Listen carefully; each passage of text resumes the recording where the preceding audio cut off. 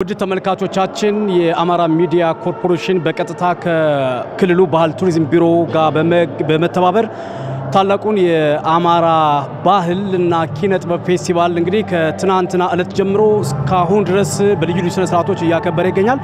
አሁን ላይ ደግሞ እንግዲህ ልዩ ልዩ ስነ ስርዓት ከሚከበሩት መካከል ቀደም ብለን ከነገርናችሁ ለሀገር ለክልሎቻችን ወይ ደግሞ ለክልላችን ትልቅ አስተዋጽኦ ካደረጉት ሁለገብ ከያኒ ሰዎች መካከል እንግዲህ ሽልማትና ዕውቅና ተሰጥቷቸዋል። ከአጠገቤ ታዋቂው ድምጻዊ የግጥምና ዜማ ደራሲ አበበ ብርሃን ያለ እንኳን አገኘው እንኳን ደስ ያለ እንኳን አብሮ ደስ ያለ መልካም። ዛሬ እንግዲህ የአማራ ክልል ባህል ቱሪዝም ዕውቅና ሰጥቷል። በተለይም ደግሞ የአማራ ባህልና ኪነ ጥበብ በታሪኩ በርካታ ጊዜያት ከ14 ጊዜ ያላነሰ አድርጓል። ዛሬ 15ኛው አድርጓል። እናንተን ደግሞ ዛሬ ዕውቅና ተሰጥቷቸዋልና በዚህ ዕውቅና ምን ተሰማ?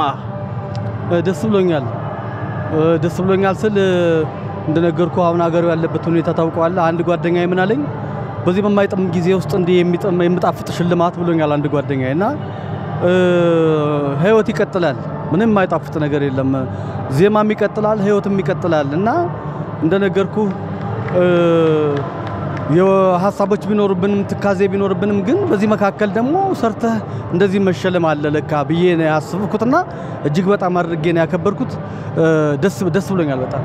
በእንደዚህ አይነት በተለይ ደግሞ ክልሎች እንደ ሀገርም የሚከበሩ ፌስቲቫሎች አሉ፣ የባህልና የኪነ ጥበብ ፌስቲቫሎችና እንደዚህ አይነት በጣም ለሀገር ውለታ የሰሩ ሰዎችን ዕውቅና መስጠት ምን ያህል መበረታታት አለበት ትላለህ?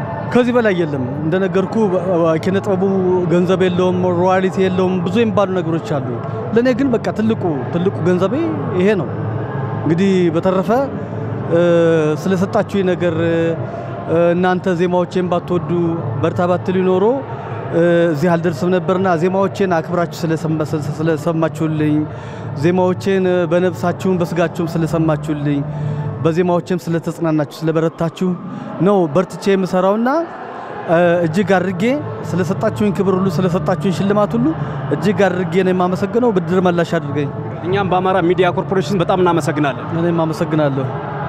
የተከበራችሁ ተመልካቾቻችን በቀጥታ አማራ ሚዲያ ኮርፖሬሽን ከአማራ ክልል ባህል ቱሪዝም ቢሮ ጋር በመተባበር የ15ኛውን የአማራ ክልል ባህልና ኪነ ጥበብ ዝግጅት ነው ወደ እናንተ እያደረሰ ያለ ነው። እንግዲህ ሌሎች ስርዓቶች የሚቀጥሉ ነው የሚሆነው። አሁንም አብራችሁን ቆይታ አድርጉ።